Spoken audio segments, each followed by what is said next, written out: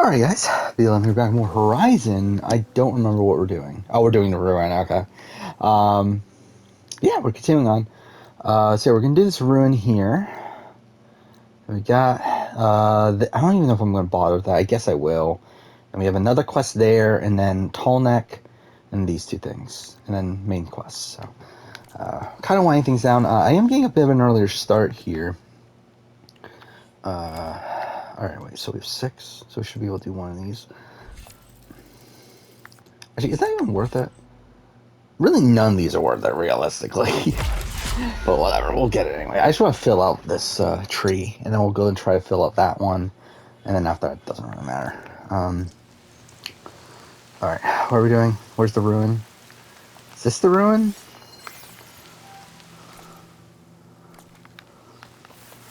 Is this entire thing the ruin? An old world ruin. I wonder what's inside.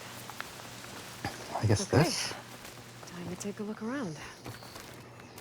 Chill air's prickling my lungs.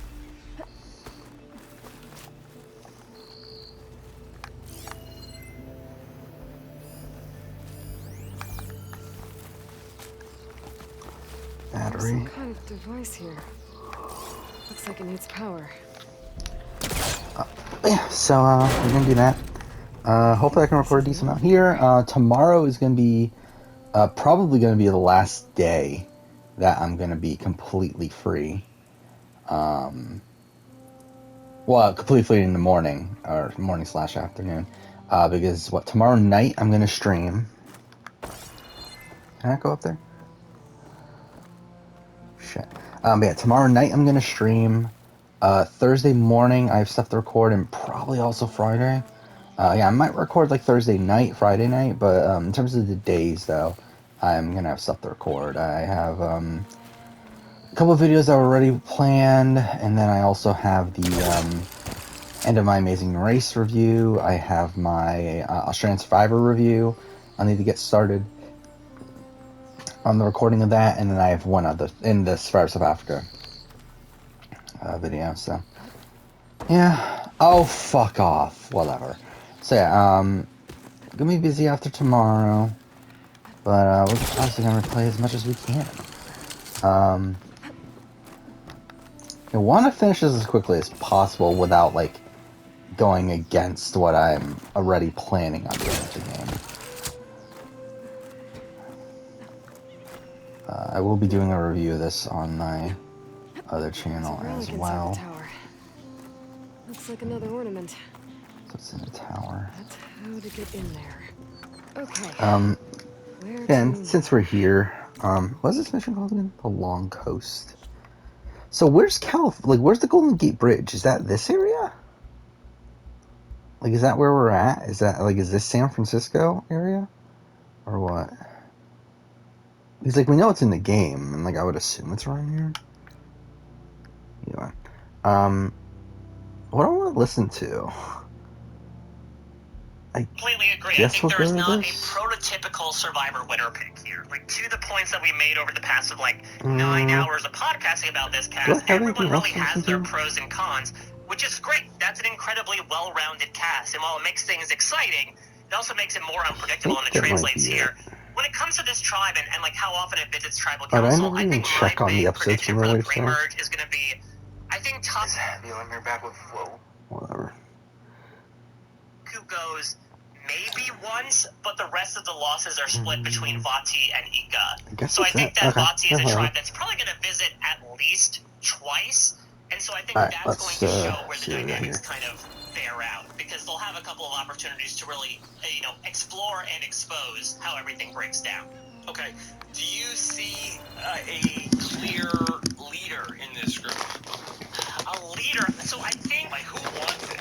Alright, so what are we doing here? I mean, I think Mike could sort of be the person that they turn to as quite literally the loudest voice in the room. I don't know if he'd be a leader in terms of strategy. Does he want that?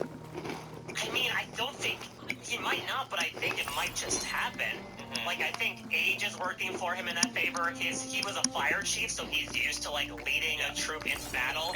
So I think that there might be no... Is there somewhere I need to go? Look to him naturally. He might be a good fit as the leader in the group, because I think that, he is big and he is is loud, and I think that you look at him, but I think that he also might be like a reluctant leader, which I think is sort of like the best kind, where again, that GC factor. there you go. Where like he seems like that he would be I don't like get where I'm going. in his nature, like very much like want to like defer to others, and so he might be cut out to be a good leader in a group. Is he here? But I think in that way, he is going to be used a bit. Right. Like, I think he could be a leader, but I think people might be scheming behind the scenes. Like and a be like, Russell Swan. Like a Russell Swan, or like, as an example, more so in this most recent season of Australian Survivor, not this one, but Brains versus Brawn, like a Mitch for a little while, right? Okay.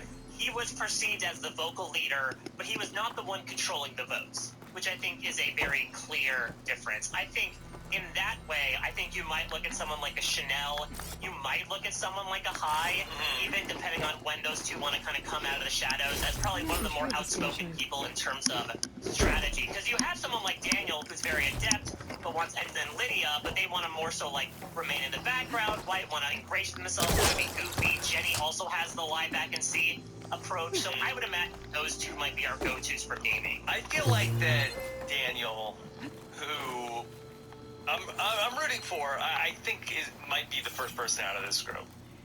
I don't think that's out of the realm of possibility. I think even he himself, again, would say that is the case. So let me also ask you a question, Rob, on that note. Again, I'll say Daniel is coming in really the polar opposite of a lot of these people who are like, I'm going to win because of X, Y, and Z. Daniel comes in expressly to say, I'm probably not going to win. Now, he is, in fact, fulfilling a reality that's going to be befitting of most of the players, right? Yeah, Only still one person can win, confusing, 17 people will not. But is it better from a mindset perspective to come in with, you know, overshooting your expectations or massively undershooting them? I mean, I think that you should come in with low expectations. I feel like that it was my own experience of like, okay, well, like, hey, I'm so excited to be here. Okay, I get part of it now. Like, you know, once I'm on the show, they have to let me go to the parties. You know, I was sort of like, this is gonna be, how cool is this? I'm gonna be on TV for a week or two. So I do think that is like, and everything else is house money. I just feel like that in terms of Daniel as a player, like if you're in that tribe, it's like, well, what is Daniel necessarily bringing to the table? Where, you know, that he is, unless you just like find him hilarious, he himself is like, hey, I'm not schemy. I am not a strategist. I'm goofy, or at least like I'm hoping to put that out there. But I think that people are going to be probably, you know, worried about him. Like, okay, what is he up to? This guy, he's going to ultimately stab us in the back. If he's not like an athlete, if he doesn't have survival skills, then I think you look at him in terms of like, unless he's made like amazing bonds, then I think that you look at him as probably like an acceptable loss if you go to a tribal council.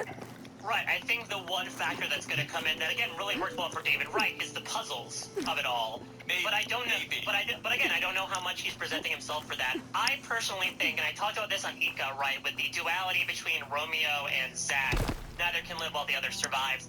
I'm getting a similar sense here, and it's very different, but I'm getting the same sense between Daniel and Lydia. And so I'll take the other side of that coin, and I'll go with Lydia as the first boot here. I think both of them are really going for that same archetype, right? Of like, I'm just here to have a fun time. You can't Look leave. at my like goofy antics. Underestimate me, so that you can take me to the end, and then I'll like be able to make the moves that I want to. And so I think it's probably a good chance that one of those two is going to be the first boot. But I'll go to bat for Lydia a little bit more in that I think that if when she says, hey, you know, I'm just a number, tell me how to pronounce I, Rob. So for Lydia, like I think that people will look at her and say like, okay, I can see her just like she'll stick with us. Where is she going? I think that Daniel, I think that people are going to feel like, okay, he's gonna flip on us as soon as he gets them. In the same way that like Voce ended up getting voted out over Xander. Like I think that there was the idea of when we get to a swap, Voce is gonna leave us and he's gonna turn on us. I also think there's a non-zero chance that Jenny ends up in trouble early on, where, again, we talked about how if she's someone who makes a good bond with someone, can be kept along, she has the ability to really shark people at the end, but if for whatever reason she feels like she doesn't really fit in with this I was thinking, like, oh wait, what the fuck? There's multiple crates. or just, like, not doing well in the challenges, Wait, what? that's something that can make her stick out really well. So I again, didn't even see really this. wide open, considering that we have now named half the tribe as possible first moves, this tribe to the Neutral Council. Yeah. Okay. In terms of some of the other players we haven't talked a lot about, Chanel, Hi, it's gonna be interesting. Like, I feel like that there will be like some like power couple that ends up forming. Yeah, I'm totally with you. I think we should do. I think there should be a Chanel High. I could see it really happening. It's very much, again, I know that it's the optics, but very much like Ricard and Shan to me, right? Of like, I could see these two really seeing eye to eye, like being big gamers and saying game respects game, let's work together, let's help control this tribe. And we saw how it worked out for Ricard and Shan, so I could really see the two of them partnering up. Yeah, I feel like that High is sort of like the swing in the middle, and it really comes down to like, does he want to partner with Jenny or does he want to partner with Chanel? Yeah, I could very much see that too. So, and I feel like wherever he goes, I feel like that's going to be like the core of this group. I agree. I think High is someone who very much is in sort of like that kingmaker position. I don't see a lot of people coming for him early on as well. Again, he's one of the rare people in which that's the case. So it's going to be really interesting. This is one of the tribes, I agree, that I'm really intrigued to see break down. Because I think this is also one of the tribes filled with the most personalities. Yeah. They feature some of our longest interviews, so I think there's also a chance there might be a lot of drama involved with a lot of people combusting and maybe verbally sparring with each other as well. A lot of headstrong personalities. So Vati is one to watch in many ways. And to be honest, I got it before that, but I think that confirms it. This could be maybe our train wreck tribe. I mean, it could be. I mean, we talked in the beginning about how Ika, I think from a challenge performance perspective, might have to go multiple times, and as we saw with Uwa, that could certainly breed some chaos. But I think from a personality perspective, I'm probably looking most at Vati for just good TV in general, whether it be their own dramatics or just like, I think they've got a lot of great professionalists here as well from this tribe, between Lydia, Daniel, and Mike in particular. Well, Mike, well done here. We have gone through all 18 castaways here of Survivor 42. I'm very excited about this group. I'm pumped. I am really excited. As much as a water pump that Mike used to unleash in the days back during Raging Infernos. Mm-hmm. As I said before, this feels like a very unique group, especially in comparison to 41. I'm not sure what it is. Maybe it's just like the difference in jobs, difference in communities, engagement with the game, various strategies. But I just feel like with this group, there are so many people that want to both engage with the game in different ways, but as I mentioned before, oh wait, do we need both? Come in with so many different things that, in my opinion, I didn't think of that until just now. I think we might need both. I'm sure Randy Newbold, the Noob Dog, will come in with stats after the draft season. Oh, yeah. Like, okay, who's been the highest drafted? If there is sort of like you said, that Ricard, I assume that's why it's obviously here. Sort of contingent that just ran away with the chalk picks preseason, but I'm even having a tough time picking who's going to do well, and maybe it's also because we've seen one season of Survivor in this modern era where anything can happen, and we see a lot more of like these big threats being taken out, and someone in the middle like an Erica being able to slip through and win, and so maybe that just opens the field up considerably comparatively to other seasons. But I just am more pumped, even more than I was listening to these interviews. Do you need the getting to hear other people listen to these interviews and get to know these cast members as well on the level that I did. It's a really fun group, and I'm really excited to watch them play. It's got me wanting to break out and dance like a young Kevin Bacon. Oh my goodness. Well, I don't know if that's allowed. There are certain towns where that might be allowed, and Fiji might be one of them. So I think many contestants have danced in Fiji. I don't know if Jeff Strokes is as stringent as that's where the Becky is from. Yeah, exactly. So listen, they did it all the way back in the day. He can't be the John Lithgow priest if fan dancing from Survivor. Okay. All right. Yeah, I think I need the other one. Go on and on with terrible jokes for this season won't suck like a vacuum cleaner. Good news for Lydia. But what is coming up for you, Mike Bloom, aka the Power power strip because he's got so many plugs. Let's just add another nickname to the my power stripper. I'm really the Because he also likes to take off his shirt on Instagram. I am Magic Mike in that way. So I'm becoming like John Hennigan with all the nicknames that I have, or Daenerys Targaryen. The Jeb Bushy of Tushy. Exactly. Please clap. Make certain things clap. If we're talking about Tushy. So in the show. Add in Mike Bloom time for everything. As I talked about, Can we all make my that? Survivor preseason content I is still out see. there right now. If you want to check out written interviews with all 18 of these people that Rob and I talked about for hours on end, be sure to do so. Of course, I appreciate any and all support, and thank you to CBS for giving me access to these interviews as well to let us get to know the contestants preseason. And of course, during the season, I'll be doing exit interviews all season long on Parade.com. Also doing a lot of exit press at the moment while we are sort of like blowing through some of this reality TV storm right now, doing exit press for Celebrity Big Brother. Exactly, might have to evacuate.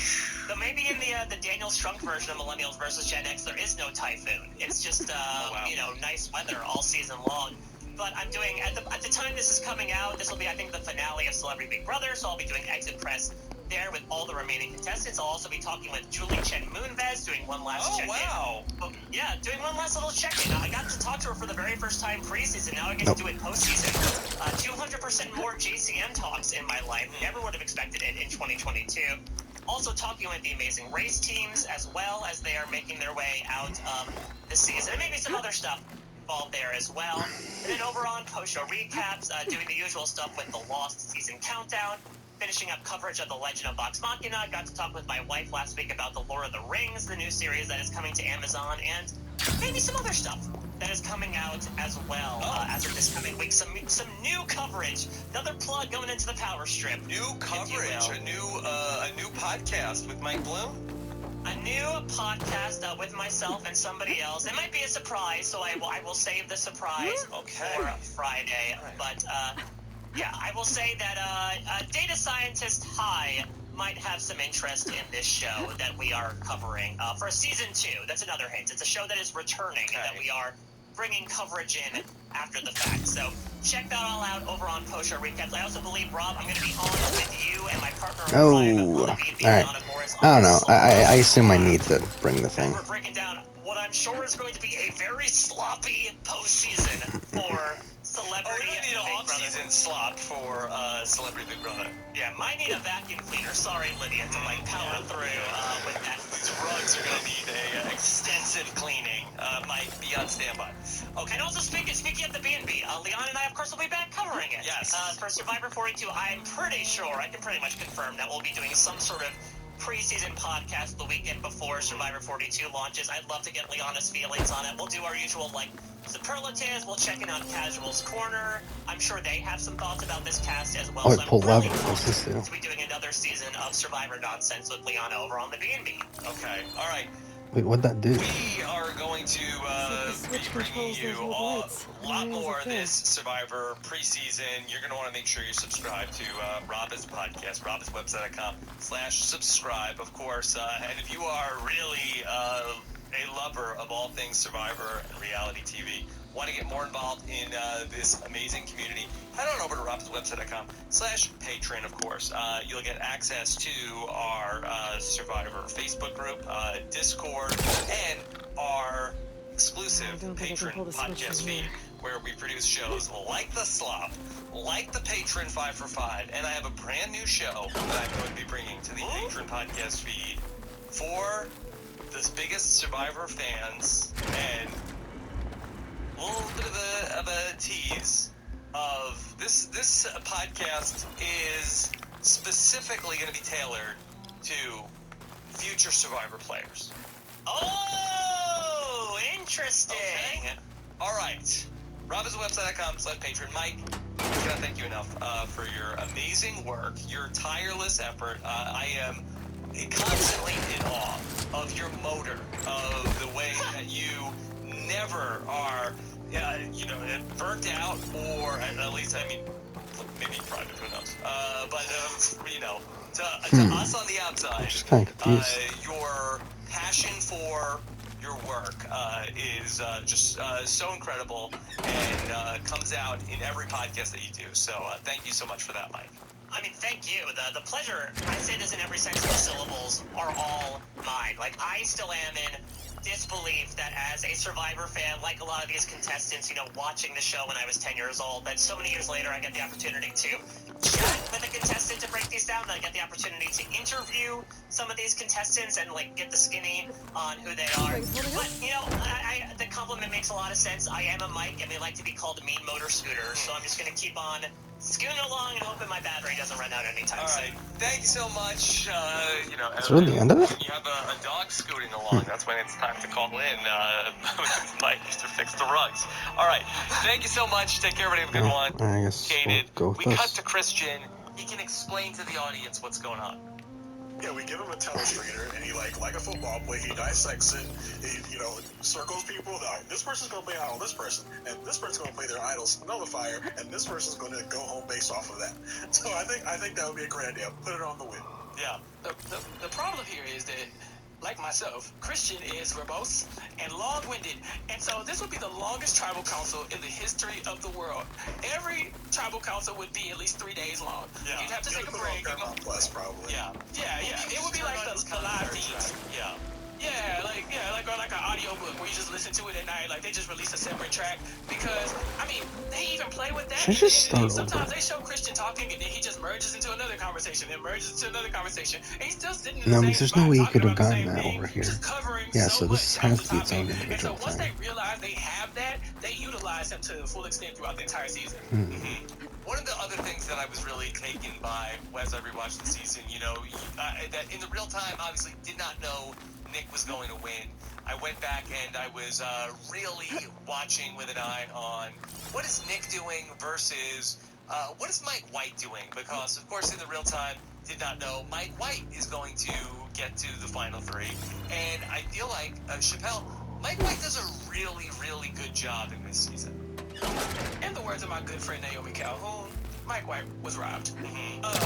Mike White is the star of this season for me in a bunch of ways. He's not the only star. There's plenty of them. But Mike White he's strategic. But he also has identified that there are people in his spot that he needs to get out of the way to get to the end to actually be a contender. And he plays from the low end of the Goliaths in a lot of ways. Like, he's not one of the strongest guys. And he's like, okay, we can take them out, but I got to get rid of Christian. I got to get rid of Davey because they're the ones who are going to slip into that spot that I need. They're the ones that people aren't looking at. Everybody's looking at the big threats, but eventually we're going to run out of them. And then I'm going to be the rich guy, he doesn't need the money, or we can't let him get to the end. So then I got to go home. So he's always playing, people against each other. He's also very messy, not as a game player, but as an individual. Whenever there's drama, Mike White is in the background, you see this, is she crazy? Angelina's a lunatic, get a load of this Natalie, she's wild. And there's tribal councils where something is happening, and he's in the background cracking up like a hyena, just dying. Because for him, this is hilarious. This is theater for him. So not only does he do a good job playing the games, but he has a good time doing it, and he's a showman. I swear, when he's walking around the island with that glass of wine, I've never felt seen. I'm just kind of confused at this point. In all the seasons. I was because that would be me. Drunk as hell, just wandering around why are y'all doing this? Don't grow up. This is not that. Calm down. You didn't climb that high. That would be me all the time. And before we even really get into Mike White's game, Jason, I really feel that Mike also helps us in the same way that Christian is able to help us narrate the game and what is going on and sort of the situations, the plot. I feel like that Mike is really good at helping illustrate the character in the season, where I feel that he can explain what a person is like to us in a way that we may not just get from watching the show itself. Yeah, if Christian is our professor, Mike White is kind of our therapist. He's explaining the nuances of these people and why they may be doing the things they're doing.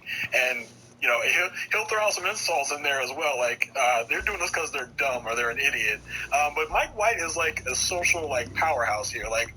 Mike is a swing on several votes. And the way you get there is by being an ally to everyone. So I think he's definitely a big player in the season. If it's not all the way up front, it's in the background. Mm-hmm. And the later it gets, the more in control he is. Yeah. Jason, he's like the peanut gallery. Like when you're in class and the teacher's talking, like Christian, That's the professor how. up front Okay, talking. I'm an idiot. Mike White's in the back of the class like, I get it now. I think I get it at least. Hey, let's talk. I didn't see that there. Whoa, He's a Chappelle of Survivor, you're saying. I was gonna say he was the Jason Reed of Survivor, but okay. But yeah, I think that builds like a kinship. I think we talked about having Christian in this. I think his Christian is the play-by-play person, Mike is the color analyst. He's giving us some fun stuff along with Christian's play-by-play commentary. Oh man, maybe in another universe, maybe they So went I to think the I get Big it. Brother box over that. Oh, yeah. I'm obviously Christian, and then Shaky Jones would be Mike White.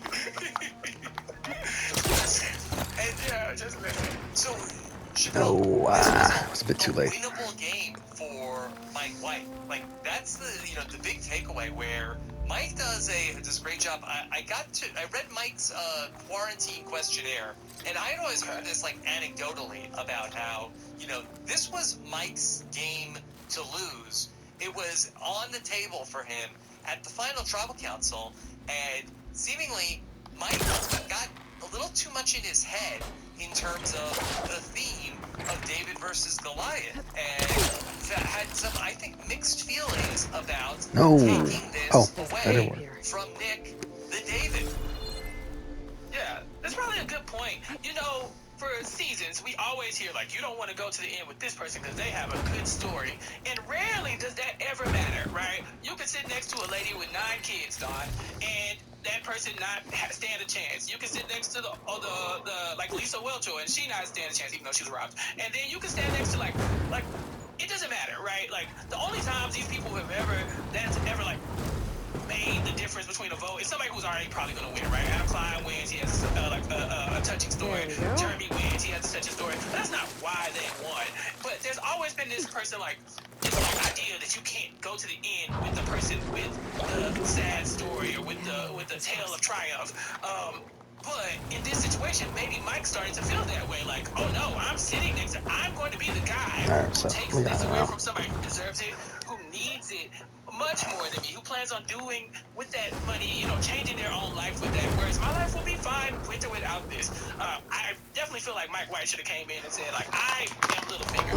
I control everybody. Nobody wanted me out. Nobody was voting for me. Didn't need a bunch of idols. But that's not what he did. He got there and he got a vote. And I think he might be okay with it. I think it's one of those situations where he got in his own head because it did matter to him. Like if it didn't matter, he wouldn't have gone down that train of thought. This is from Mike White's quarantine questionnaire with Dalton Ross from May of this year. That he was asked the question about his biggest regret in the game, and he ends up saying that he.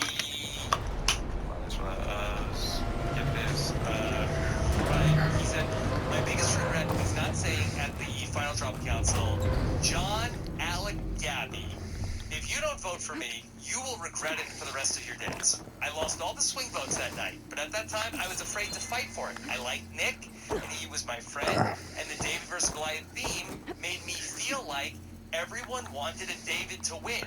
And this whole season would be a giant letdown for production, for CBS, for America, if the Hollywood Goliath secures the bag. An angry mob will come and torch my house. And then he goes on to have a funny paragraph about how in real life everybody knows the Goliath always wins. And by letting the David win, we're just perpetuating the hollow American myth that the little guy through wild and determination can overcome all the obstacles of a rigged system. Look around, people. The rich get richer. So, oh my God, that's the ramblings of a man that doesn't need $1 million. Right. But Jason, I almost feel like that this is something that I think that as a storyteller, like Mike White is, that I think he might have gotten his head about what production wanted, what the people at home wanted. Well, he kind of alludes in his final tribal speech where it's like he's all about the journey. He's not about the result. I just want to So look that kind of at lets what us know this is here. he's kind of trying to get that across. I do think his speech with all his responses things were a little short, so maybe that's why they edited out some things where he said even more like, I don't care about the money, just give it to Nick. But it definitely could be that way. And again, anecdotally, from what I understand, I think he was asked like point blank, like, why should we give this to you and not to Nick? And I think that he really had trouble answering that question. I think that it was very hard for him, for a person who, my life is fine. I came out here. I wanted to do this. This was like something I always wanted to do. I did it. I got to the end. And now, am I really going to say, like, hey, give me this $1 million instead of this person who's talking about they're from Kentucky and one of 5 kids and is, like, talking about, like, that they're a public defender? I think that's a very hard thing to do. Eloy, couldn't stay away, the word huh? want is so Just thought I'd check up complicated on for me, everyone. right? Because Mike White says at the beginning of the season, most of my peers won an Oscar. I want to win Survivor. And I feel like if you want an Oscar, everyone talking you're about? not going to stand up on Red that Teeth podium hasn't shown up to when it's test time the for you track to yet. accept he's your scared we'll your lose at this Oscar one. and be like, One of these the days, winner his luck's was gonna La run La out. Land. And when Like, I beat him, no, you're I'm gonna going make to him show me what some of that magic you're going to is. accept your Oscar. You're You've not never going to seen just what like, it looks like. say Last the wrong person who thing tried in that got beat up moment. so So bad. I wonder if Pretty his sure motives might something have got changed knocked being on loose an in there. island. Maybe that helped steer him a little bit. Maybe he watched the journey Doesn't that bother Nick me. had and that the All that other, really matters is what you do on the track. David's For had. now, I wonder how just many start Blaze Davids he without. spends Still time sick? with in real life. Make sure she Maybe gets this him was out his if she first needs time one. around, like, the salt of the earth. And so he's like, oh, Sounds this like is how the racing little Red people, Teeth would be quite a challenge. hang out. And this is Right. what y'all Like thinking. you race Y'all aren't fresh that meat bad. like Maybe you. I shouldn't take $1 million out of you. So you Maybe the wanna rich what? shouldn't get richer this time. And so, maybe that's what it was. Do we want to I'm give ready him to noble race. intentions? Do we want to think maybe he didn't want to look like he was stealing from Nick at the end? I Yeah. have to wonder how much that played into it too. Oh yeah. Rob, who are the good guys? Who are the bad guys?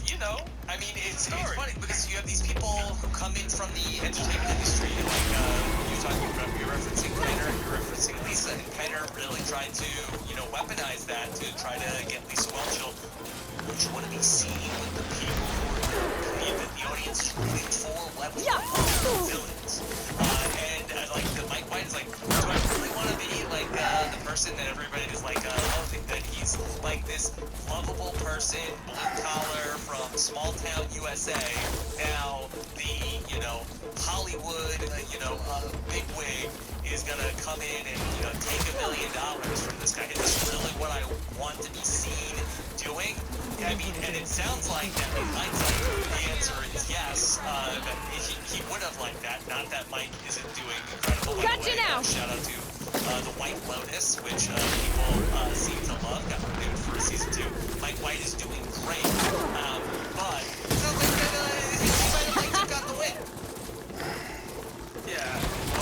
Why would John, Alec, and Gabby regret this for the rest of their life? Why those 3 specifically? And why would they regret if they were women? They might have said to him that, boy, I really regret not voting for you. I mean, but forever? Is this like, did he promise them the money? Like, John, Alec, and Gabby, this could be you. Like, I suspect the mayor of Slowtown, I don't think, has lost a lot of sleep over this. The mayor's laptop, what is he? America's Voice Wanted. I'm sure John is fine. Yeah. I'm sure he's fine. Yeah. But yeah, a billionaire socialist sounds good until you read their quarantine questionnaire and they're like, actually, maybe I should just won. So I don't know what that statement meant, but it is interesting. And to be fair, Mike had quite the heel turn at the end as well, so maybe he's starting to look at himself as well. And the jury's like, why would you say he's being things to Allison, talking about her going out with dignity and stuff like that. Like, he did have things. It's gonna bring you down. So that's another reason why he starts to I thought that was the end, by the way. I thought it was Anything done. else big picture that you want to talk about before we start to run through this season? What you got, Jason? Just like, every episode had something big, had something, to keep you entertained, even if it was a smaller episode, that's something great. But as far as the bigger picture, I'm thinking we can start. I cannot move forward without talking about the most underrated character in this whole season. Who's that? Miss Angelina. Yes. Angelina. Yeah. No, I think there's a lot to unpack. This Angelina edit is so Gotcha. it's so well done. It's so well done. They How find long out is who this? Angelina is, and they go through all the footage, and they make a point of making sure anytime she does an Angelina-ism, it's on camera. It is heard. She is subtitled a lot of times. They want you to know. Oh, fuck. It's kind of in the vein of Coach, dare I say, where the self-awareness is really where they lean into. They will show Angelina saying one thing and doing something completely opposite, and then getting so upset when people catch her because it's super transparent, and then saying, no, that's not it. It's kind of like all her lies have a little bit of truth into it, in them, so she can still say, no, I'm telling the truth. It's like, yeah, but what about all of that other stuff that you did in the meantime? Angelina is a constellation. She's great. And she brings a lot to the season.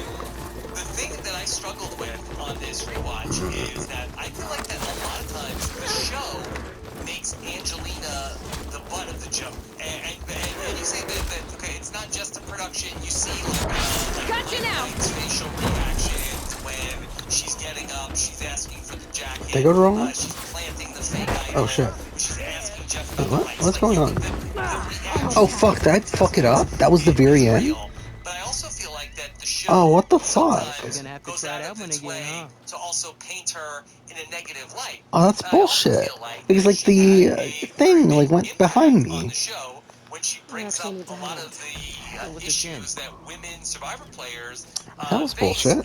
dealing with, like, I don't know if I even the care enough idols. to do Like, this, that was though, like, to be honest. okay, Angelina is bringing this up, but then it actually became like a real thing that Yeah, they it's not ended something up I really care about. really looking at. And So I that feel was like some that she bullshit, brings though. up a few different times over the course of the season issues that women face. Gabby actually brings it up at the final tribal council to say, thank you for like Why isn't it coming up bringing as green? some awareness to this. Jeff at the end of the season like talks about how like she really resonated with young women, and I think it's something that is, when I'm watching the edit, I feel a little bit weird when she talks about how the Yeah, we'll do that plan to go next, down though. Christian was she suggested that plan, and again they sort of treat it like ha ha ha Angelina, classic Angelina. But I don't know, she might have had a good point. I think the show kind of hurt and helped her. I think I don't think there was a butt of a joke when she pointed out that she was the one that came up with this Christian thing. I think that was a valid observation she made, and the show could have cut that out, but they left it in. They could have cut out all the talk about women don't find idols, but they left it in. Yeah, mine's here. I think Next, let's continue on. she could be the No, butt of the thank joke. you for The watching. next moment she could say your